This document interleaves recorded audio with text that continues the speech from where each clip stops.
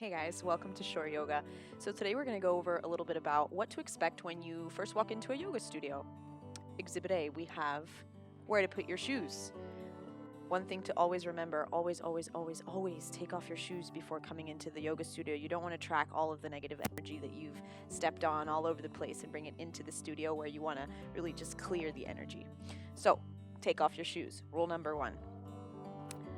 Rule number 2, put your cell phone on silent, leave it in the cubby if they have one, or if they have some kind of locker, leave your purse and all of your personal belongings outside of the studio. If the class is an hour, you really don't need to bring any of that stuff with you. Just your mat, your water, maybe a towel.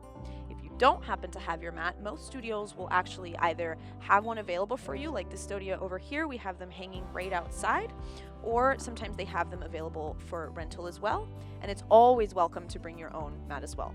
And now let's go ahead and walk into the studio.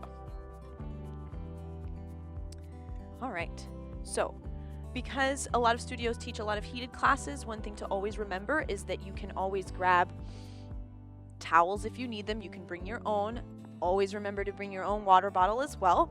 And then for more restorative classes, there's usually a bunch of props offered, so we have things like blocks, bolsters, and straps. You can always ask your teacher, tell them that you're new, tell them that this is your first class, and always remember that this is a space where you can really just bring your full self. There's no reason to be shy. There's no reason to think that anybody is going to judge you.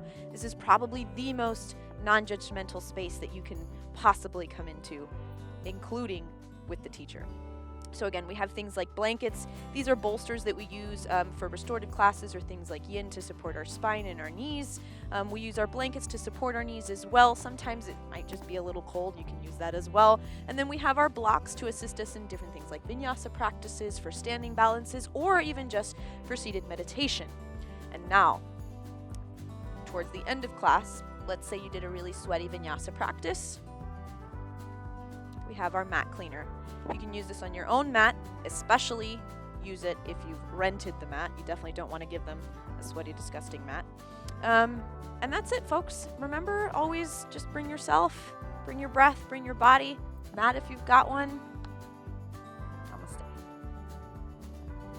Hey guys, if you like what you see, be sure to hit like and subscribe, and please leave me any feedback or requests in the comments down below. And don't forget to follow me on social media at shoryoga, SHORYOGA.